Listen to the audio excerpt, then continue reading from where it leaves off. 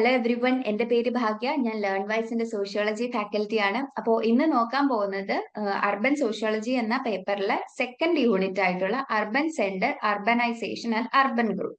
അപ്പം ഇതിലാണെങ്കിലും just basic കോൺസെപ്റ്റ്സിനെ പറ്റി മാത്രമേ പറയുന്നുള്ളൂ. പ്രീവിയസ് ഇയർ ക്വസ്റ്റ്യൻസ് ഒന്നും അങ്ങനെ ചോദിച്ചിട്ടില്ല. പക്ഷേ ഈ ബേസിക് സാധനങ്ങൾ മനസ്സിലാക്കാതെ നമുക്ക് മുന്നോട്ട് പോകാനും പറ്റത്തില്ല. സോ അവിടെയാണ് ഈ ഒരു യൂണിറ്റിന്റെ ഇമ്പോർട്ടൻസ് വരുന്നത്. സോ എന്താണ് അർബൻ എന്നുള്ളൊരു കോൺസെപ്റ്റ്, പിന്നെ ഇന്ത്യൻ കോണ്ടെക്സ്റ്റിൽ എന്താണ് അർബൻ, പിന്നെ ഒരു ടൗൺസ് തമ്മിലുള്ള കാറ്റഗറൈസേഷൻസ് വരുന്നുണ്ട്, പിന്നെ അർബനൈസേഷനും അർബൻ ഗ്രോത്ത്. അപ്പൊ mainly urbanisation, urban growth, urban centre എന്നുള്ള കോൺസെപ്റ്റ്സിനെ പറ്റിയാണ് ഈ ഒരു യൂണിറ്റ് ഫുള്ളി കവർ ചെയ്യുന്നത്. ഓക്കെ, സോ ഫസ്റ്റ് അർബൻ എന്ന് പറഞ്ഞ ഓക്സ്ഫോർഡ് ഡിക്ഷണറിയിൽ പറയുന്നത് അർബൻ എന്ന് പറഞ്ഞ ഒരു ടൗൺ അല്ലെങ്കിൽ ഒരു സിറ്റി ലൈഫിനെ സൂചിപ്പിക്കുന്ന ഒരു കാര്യമാണ് അർബൻ എന്ന ഉള്ളൊരു വേർഡിന്റെ മീനിങ് എന്ന് പറയുന്നത്. ഇപ്പൊ വില്ലേജിൽ അല്ലെങ്കിൽ ഗ്രാമങ്ങളിൽ താമസിക്കുന്നവരെ നമ്മൾ ഗ്രാമീണർ എന്ന് പറയുന്ന പോലെ അർബൻ സൊസൈറ്റിയിൽ, അതായത് സിറ്റി ലൈഫ് അല്ലെങ്കിൽ എന്താ ടൗൺ ഏരിയാസിലൊക്കെ താമസിക്കുന്നവരെയാണ് അർബൻ ആൾക്കാരെന്ന്, അല്ലെങ്കിൽ അർബനൈറ്റ് അല്ലെങ്കിൽ അർബനിൽ താമസിക്കുന്ന അർബൻ എന്ന് ഉദ്ദേശിക്കുന്നത്. സോ വില്ലേജിൽ താമസിക്കുന്നവരെ ഫോക്ക് എന്ന് പറയുന്നു, ആൻഡ് അർബനിലുള്ളവരെ അർബനൈറ്റ് അല്ലെങ്കിൽ മീൻസ് സിറ്റീസിൽ താമസിക്കുന്നവരെ അർബൻ എന്ന് ഉദ്ദേശിക്കുന്നത്. അപ്പം ഇത് ഓരോ സ്ഥലത്തും അത് പല രീതിയിലുള്ള വ്യത്യസ്തമായിട്ടായിരിക്കും വരുന്നത്. കാരണം ഇപ്പൊ ഗ്രീൻലാൻഡ് പോലുള്ള ഒരു സ്ഥലത്ത് 300 ആൾക്കാർ താമസിക്കുന്ന ഒരു ഏരിയ ചിലപ്പോൾ അർബൻ ഏരിയ ആയിരിക്കും. മീൻസ് കാരണം അവിടുത്തെ പോപ്പുലേഷൻ ഡെൻസിറ്റി ഒക്കെ വെച്ച് നോക്കുമ്പോൾ അവിടെ 300 ആൾക്കാർ താമസിക്കുവാണെങ്കിൽ തന്നെ അതൊരു അർബൻ ഏരിയ ആണ്. പക്ഷെ റിപ്പബ്ലിക് ഓഫ് കൊറിയയിലൊക്കെ നോക്കുവാണെങ്കിൽ അവിടെ അറ്റ്ലീസ്റ്റ് 40,000 ആൾക്കാരെങ്കിലും താമസിക്കണം, എന്നാലേ അതൊരു അർബൻ ഏരിയ ആയിട്ട് പറയാൻ പറ്റത്തുള്ളൂ.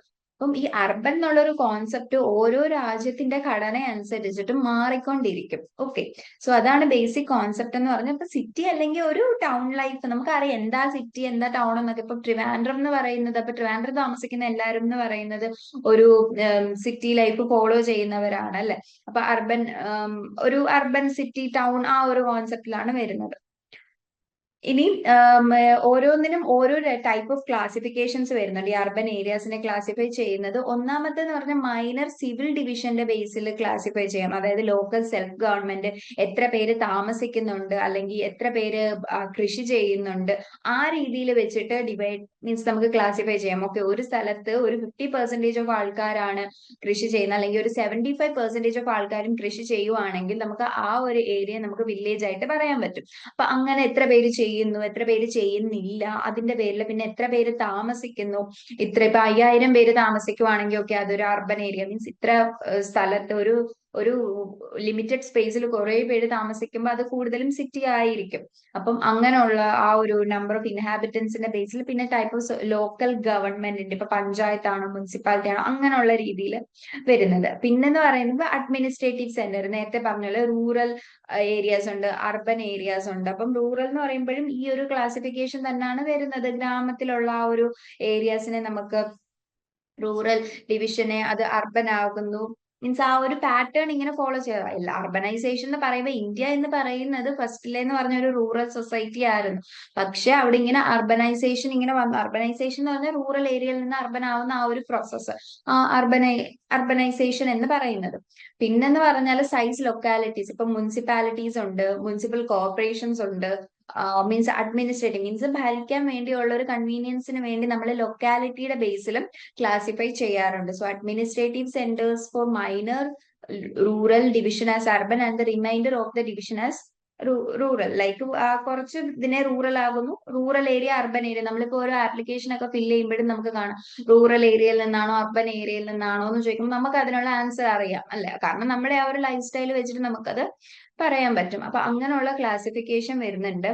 ഇനി ഇന്ത്യൻ കോണ്ടെക്സ്റ്റില് അർബൻ എന്ന് പറയുന്നത് എന്താന്ന് വെച്ചാൽ സെൻസസ്, ഇന്ത്യയിലെ സെൻസസ് അനുസരിച്ച് 1901 വന്ന സെൻസസ് അനുസരിച്ച് പറയുന്നത് ടൗൺ എന്ന് പറഞ്ഞാല് എല്ലാ മുനിസിപ്പാലിറ്റിയും ഏതൊരു സൈസ് ആയിക്കോട്ടെ എല്ലാ മുനിസിപ്പാലിറ്റീസും. ഇപ്പൊ കേരളത്തിലാണെങ്കിൽ ഒരുപാട് മുനിസിപ്പാലിറ്റീസ് ഉണ്ട്. ഇപ്പൊ മുനിസിപ്പാലിറ്റി എന്ന് പറയുമ്പോൾ ഏകദേശം മുനിസിപ്പാലിറ്റി ഉണ്ട്, മുനിസിപ്പൽ കോർപ്പറേഷൻ ഉണ്ട്. അത് തമ്മിലുള്ള വ്യത്യാസം എന്താന്ന് വെച്ചാൽ കോർപ്പറേഷൻ നമുക്ക് മൊത്തത്തിൽ ഒരു 6 കോർപ്പറേഷനേ വരുന്നുള്ളൂ കേരളത്തിൽ മൊത്തത്തിൽ. ഇപ്പം അത് ട്രിവാൻഡ്രം ഉണ്ട്, കോഴിക്കോട്, കണ്ണൂർ, കണ്ണൂര്, തൃശ്ശൂര്, കൊച്ചി, കൊല്ലം, ഇതൊക്കെയാണ് നമ്മുടെ മുനിസിപ്പൽ കോർപ്പറേഷൻ. പിന്നെ മുനിസിപ്പാലിറ്റീസ് എന്ന് പറയുമ്പോൾ ഇപ്പൊ കൊല്ലം തന്നെ എടുക്കുകയാണെങ്കിൽ അവിടെ കൊട്ടാരക്കര, കരുനാഗപ്പള്ളി, ട്രിവാൻഡ്രം എടുക്കുകയാണെങ്കിൽ വർക്കല, ആറ്റിങ്ങൽ, അങ്ങനെയുള്ള അവിടെ തന്നെ പല പല മുനിസിപ്പാലിറ്റീസ് വരുന്നുണ്ട്. അപ്പം ഈ മുനിസിപ്പാലിറ്റി എന്ന് പറയുമ്പോൾ അവിടെ ഏകദേശം 1 ലക്ഷം അല്ലെങ്കിൽ അതിൽ കൂടുതലോ പോപ്പുലേഷൻ ഉള്ളതിനെയാണ് കൂടുതലായിട്ട് മുനിസിപ്പാലിറ്റി എന്ന് പറയുന്നത്. എന്നാൽ മുനിസിപ്പൽ കോർപ്പറേഷൻ എന്ന് പറയുമ്പം അത് എത്ര ആകും? ഒരു 10 ലക്ഷത്തിൽ കൂടുതൽ പോപ്പുലേഷൻ വരുമ്പോഴാണ് അവിടെ മുനിസിപ്പൽ കോർപ്പറേഷൻ ആവുന്നത്. അപ്പം ടൗൺ എന്ന് പറയുമ്പം ഇപ്പൊ മുനിസിപ്പാലിറ്റി ഏത് സൈസ് ആയിക്കോട്ടെ ഉള്ള മുനിസിപ്പാലിറ്റി ഇൻക്ലൂഡ് ചെയ്യും. 1901 സെൻസസ് പ്രകാരമാണ്.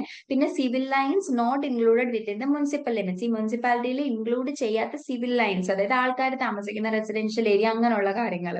പിന്നെന്ന് പറഞ്ഞാൽ ഒരു കുറേ വീടുകളുണ്ട്, മീൻസ് അവിടെ ആ വീടുകളിലെല്ലാം കൂടെ എത്ര 5000 ആൾക്കാർ അല്ലെങ്കിൽ അതിൽ കൂടുതൽ ആൾക്കാർ ഉണ്ടെങ്കിൽ അങ്ങനെയുള്ള ഏരിയാസിനെ നമുക്ക് ടൗൺ എന്ന് പറയാൻ പറ്റും. ഇതായിരുന്നു സെൻസസ് 1901 അനുസരിച്ചിട്ട് ടൗൺ എന്ന് പറയുന്നത്.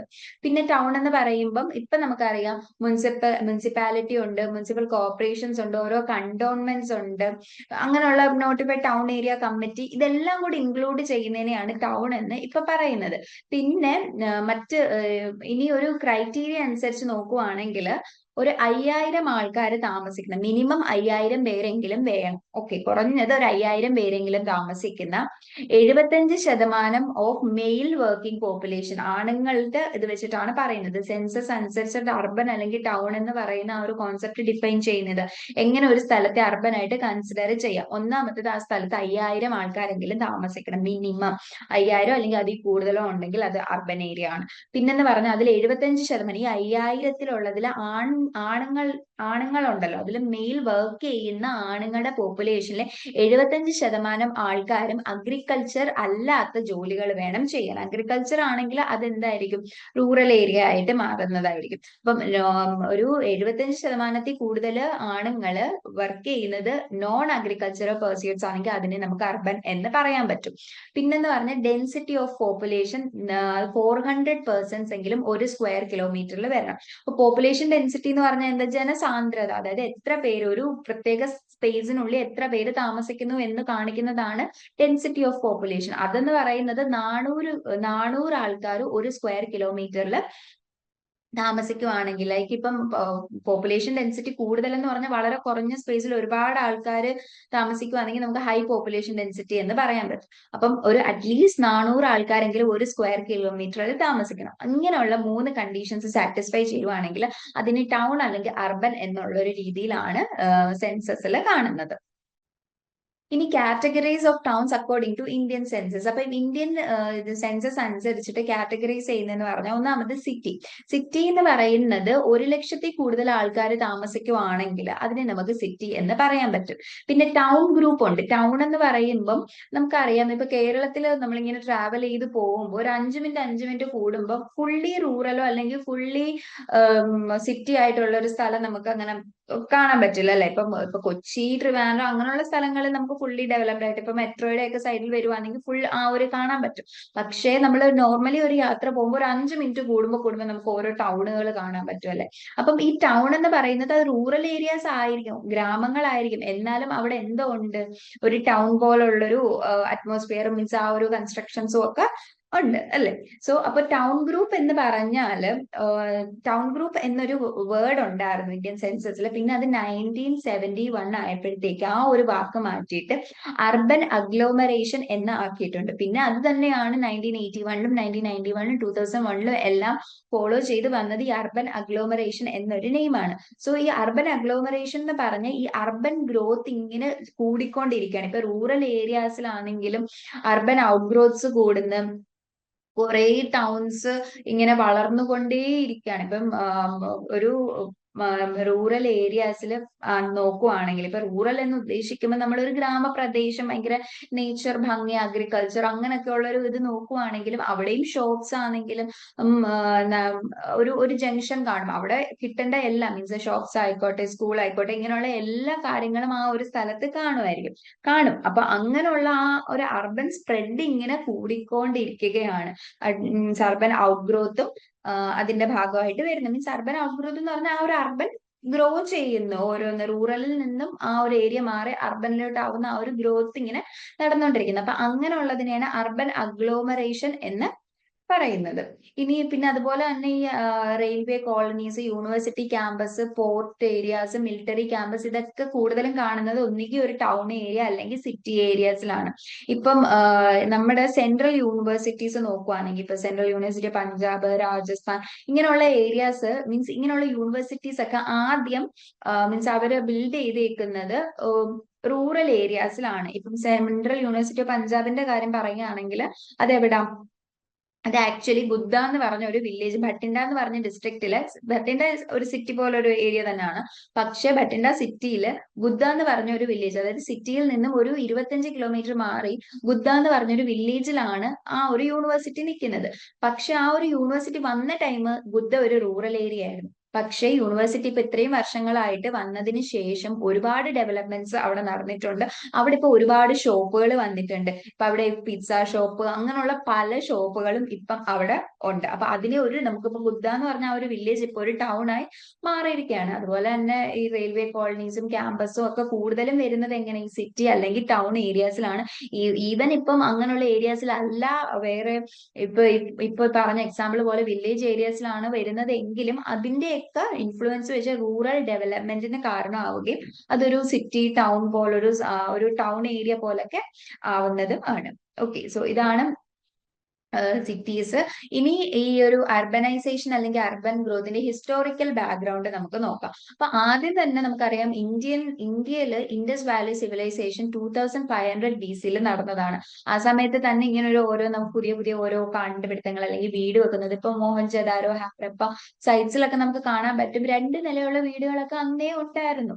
അപ്പം അതൊരു സിവിലൈസേഷന്റെ ഭാഗമാണ്. പക്ഷെ ഇത്രയും ആദ്യം തന്നെ ഇൻഡസ് വാലി സിവിലൈസേഷൻ ഒക്കെ വന്നെങ്കിലും ഇന്ത്യ മൊത്തത്തിൽ നോക്കുമ്പോൾ ഒരു ലെസ് അർബനൈസ്ഡ് സ്റ്റേറ്റ് അല്ലെങ്കിൽ ഒരു ലെസ് അർബനൈസ്ഡ് കൺട്രി ആണ്. ലോകം മൊത്തത്തിൽ നോക്കുമ്പോൾ നമുക്ക് കാണാൻ പറ്റും ഇത്രയും ഗ്രോത്ത് ഒക്കെ നടക്കുന്നുണ്ടെങ്കിലും ഇന്ത്യ ഇപ്പോഴും ഒരു ലെസ് അർബനൈസ്ഡ് കൺട്രി ആയിട്ടാണ് കാണുന്നത്. ജസ്റ്റ് ഇൻഡിപെൻഡൻസിന്റെ സമയത്തൊക്കെ നോക്കുവാണെങ്കിൽ എന്താ, ഒരു 1/6 മാത്രമേ ഒരു അർബൻ ഏരിയ ആയിട്ട് നമുക്ക് കാണാൻ പറ്റത്തുള്ളൂ. പിന്നെ ഒരു 20ാം നൂറ്റാണ്ടിന്റെ രണ്ടാം പകുതിയൊക്കെ ആവുന്ന ആ ഒരു സമയത്താണ് അർബനൈസേഷൻ ഇങ്ങനെ ഡെവലപ്പ് ചെയ്തു വരുന്നതും ഡെവലപ്പിംഗ് കൺട്രീസിലെ മൊത്തത്തിൽ തന്നെ അർബനൈസേഷൻ, അതായത് റൂറലിൽ നിന്നും ആ ഒരു ആൾക്കാർ ഇൻഡസ്ട്രിയലൈസേഷൻ കാരണം അർബനൈസേഷൻ നടക്കുന്നത് മീൻസ് ആൾക്കാർ റൂറൽ ഏരിയാസിൽ നിന്നും അർബൻ ഏരിയാസിലോട്ട് ഫാക്ടറീസ് ഒക്കെ ഉള്ള സ്ഥലത്തേക്ക് ഷിഫ്റ്റ് ചെയ്യുന്നു.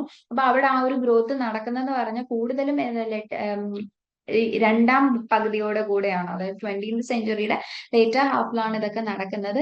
ഡെവലപ്പിംഗ് കൺട്രീസിൽ മൊത്തത്തിൽ ഈ ഒരു സമയത്ത് തന്നെയാണ്, ഇന്ത്യയിലും ഈ ഒരു സമയത്ത് തന്നെയാണ് നടക്കുന്നത്. അപ്പം ഈ ഒരു പീരീഡിലാണെങ്കിൽ അർബനൈസേഷൻ എന്ന് പറയുന്നത് 17.29% നിന്നും 27.78% മാറുന്നുണ്ട്. മീൻസ് 20th സെഞ്ചുറിയുടെ ലേറ്റർ ഹാഫ് ഇപ്പൊ കാണാൻ പറ്റും. അതായത് ഇപ്പൊ 17.29% എന്ന് പറഞ്ഞാൽ 62 മില്യണിൽ നിന്നും 285 മില്യണിലേക്ക് ഒരു 1951-2001 ആയപ്പോഴത്തേക്ക് മാറിയിട്ടുണ്ട്. അപ്പൊ അത്രമാത്രം ഗ്രോത്ത് ഏത് സമയത്ത് 20th സെഞ്ചുറിയിലെ രണ്ടാം പകുതിയിൽ നടന്നിട്ടുണ്ട്. അതായത് 51-2001 ആ ഒരു ടൈമിലൊക്കെ നടക്കുന്നുണ്ട്. അപ്പം ഇത്രയും ചേഞ്ചസ് നടക്കുമ്പം അർബനൈസേഷൻ എന്നുള്ള ആ ഒരു കാര്യത്തെ മനസ്സിലാക്കണം എന്ന് വരുന്നുണ്ട്. മീൻസ് എന്താണ് അർബനൈസേഷൻ, ഒക്കെ ഇവിടെ ഇത്രയും സംഭവങ്ങൾ നടക്കുന്നത്, അപ്പൊ എന്താണ് ഇതിന് കാരണം എന്നുള്ള ആ ഒരു ഐഡിയ വേണം എന്നൊക്കെ ഉള്ളൊരു ഐഡിയ ആൾക്കാരുടെ ഉള്ളിൽ വരികയും, അങ്ങനെ അർബനൈസേഷൻ എന്ന് പറഞ്ഞാൽ അർബൻ മൊത്തത്തിലുള്ള പോപ്പുലേഷനെ വെച്ച് നോക്കുമ്പോൾ അർബൻ പോപ്പുലേഷൻ എത്രമാത്രം ആ ഒരു പ്രത്യേക സമയത്തിനുള്ളിൽ കൂടുന്നത്, അതാണ് അർബനൈസേഷൻ എന്നുള്ളൊരു കാര്യമായിട്ട് ഡീമോഗ്രാഫിക് സെൻസസിലാണെങ്കിലും ഡീമോഗ്രാഫിക് സെൻസ് മൊത്തത്തിൽ നോക്കുവാണെങ്കിൽ നമുക്ക് ആ ഒരു ഇൻക്രീസ്ഡ് പ്രൊപ്പോർഷനെ കാണിക്കാനായിട്ട് അർബനൈസേഷൻ എന്നുള്ള ഒരു കോൺസെപ്റ്റ് ഇൻട്രൊഡ്യൂസ് ചെയ്യുന്നു. അപ്പം ഒരു 5 ലക്ഷത്തിൽ കൂടുതൽ ആൾക്കാർ താമസിക്കുവാണെങ്കിൽ ആ ടൈമിൽ എന്താ ടൗൺസ് ആയിട്ട് കാറ്റഗറൈസ് ചെയ്യുന്നു. പിന്നെ ബിഗ് സിറ്റീസ് എന്ന് വരുന്നു. പിന്നെ million plus cities, big cities എന്ന് പറയുമ്പോൾ ഒരു 5000, ഒരു 5 ലക്ഷത്തിൽ കൂടുതൽ ആൾക്കാർ താമസിക്കുകയാണെങ്കിൽ അത് ബിഗ് സിറ്റീസ് ആയിട്ട് കൺസിഡർ ചെയ്യുന്നു.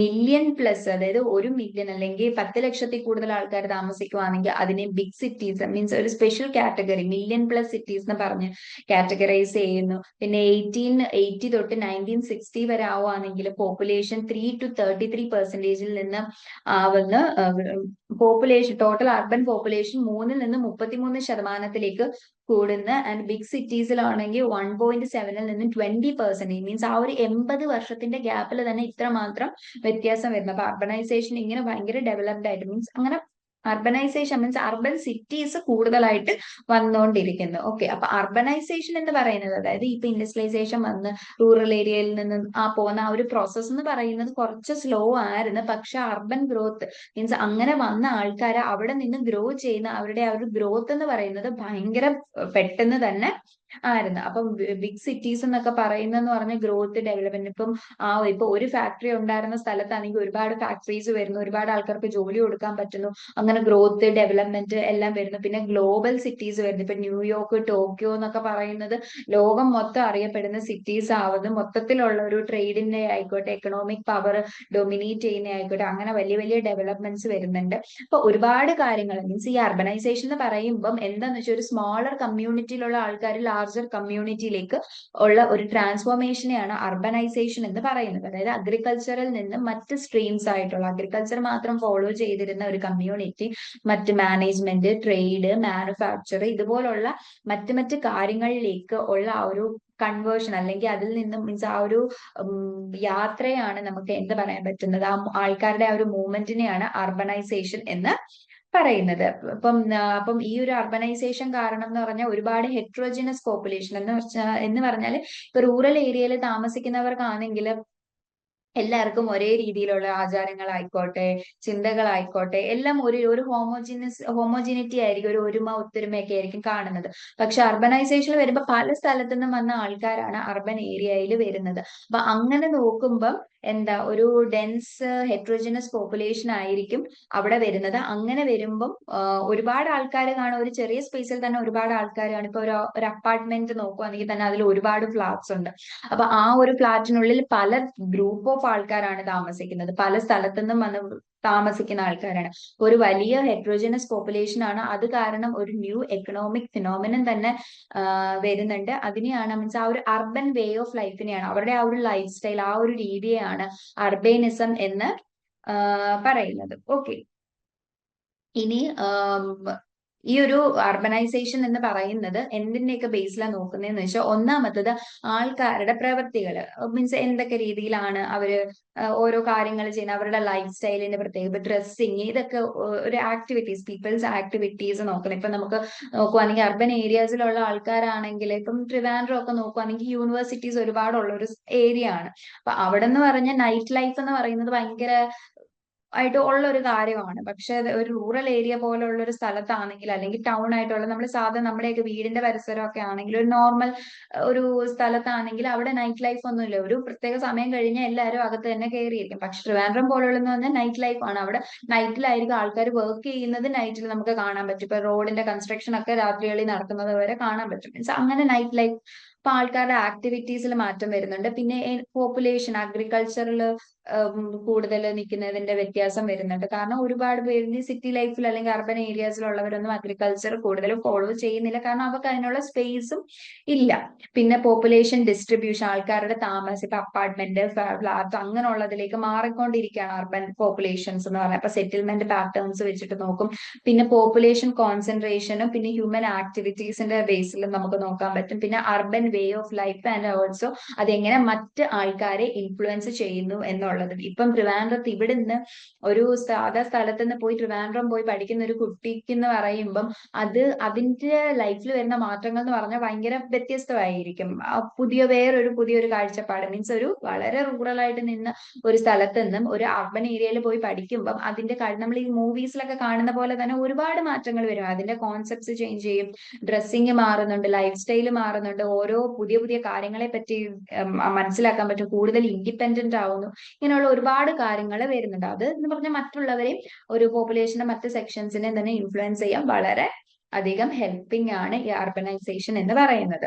ഓക്കെ, സോ ഇത്രയാണ് നമ്മുടെ യൂണിറ്റ് എന്ന് പറയുന്നത്. സോ അർബൻ എന്ന് പറഞ്ഞാൽ എന്താ, ഒരു സിറ്റി അല്ലെങ്കിൽ ഒരു ടൗൺ, അതാണ് അർബൻ എന്ന് പറയുന്നത്. ഇനി അർബൻ ഗ്രോത്ത് എന്ന് പറഞ്ഞാൽ ഈ അർബൻ പോപ്പുലേഷൻ, സിറ്റിയിലും ഗ്രോത്തിലുള്ള ആൾക്കാരുടെ മീൻസ് ആൾക്കാർ കൂടുന്നു, അതുപോലെ തന്നെ ടൗൺ ഡെവലപ്പ് ചെയ്യുന്നു. ഇപ്പം ഫാക്ടറീസ് കൂടുന്നു. ഇപ്പം മിക്ക ടൗൺസിലും എന്തുണ്ട്, KFC പോലുള്ള KFC ഉണ്ട്, മെക്ഡൊണാൾഡ്സ് ഉണ്ട്, ഡൊമിനോസ് ഉണ്ട്. ഇതെല്ലാം എന്തിന്റെ ഭാഗമാണ്, മീൻസ് ഗ്ലോബലൈസേഷന്റെ ഭാഗമായിട്ട് സിറ്റീസും അർബൻ ഏരിയാസിലും ഇങ്ങനെ ഗ്രോത്ത് സംഭവിച്ചുകൊണ്ടിരിക്കുകയാണ്. അപ്പൊ അർബനൈസേഷൻ എന്ന് പറയുമ്പോൾ ഈ അർബൻ ഗ്രോത്തും കൂടി ഇൻക്ലൂഡ് ചെയ്യുന്ന ഒരു ബ്രോഡർ കോൺസെപ്റ്റ് ആണ്. സോ മെയിൻലി അർബനൈസേഷൻ എന്ന് പറയുമ്പോൾ അഗ്രികൾച്ചറിൽ നിന്നും നോൺ അഗ്രികൾച്ചറിലേക്ക് മാറുന്ന ആ ഒരു സ്മോൾ കമ്മ്യൂണിറ്റിയിൽ നിന്നും ലാർജർ കമ്മ്യൂണിറ്റി, ഹോമോജീനസിൽ നിന്നും ഹെട്രോജീനസത്തിലേക്ക് മാറുന്ന ആ ഒരു കോൺസെപ്റ്റിനെ ഒരു ബ്രോഡ് കോൺസെപ്റ്റ് ആണ്. നമുക്ക് ഫുള്ളി ഡിഫൈൻ ചെയ്ത് പറയാൻ പറ്റാത്ത അത്രയും വലിയൊരു കോൺസെപ്റ്റ് ആണ് അർബനൈസേഷൻ. സോ ഇത്രയാണ് നമ്മുടെ സെക്കൻഡ് യൂണിറ്റ്. Thank you.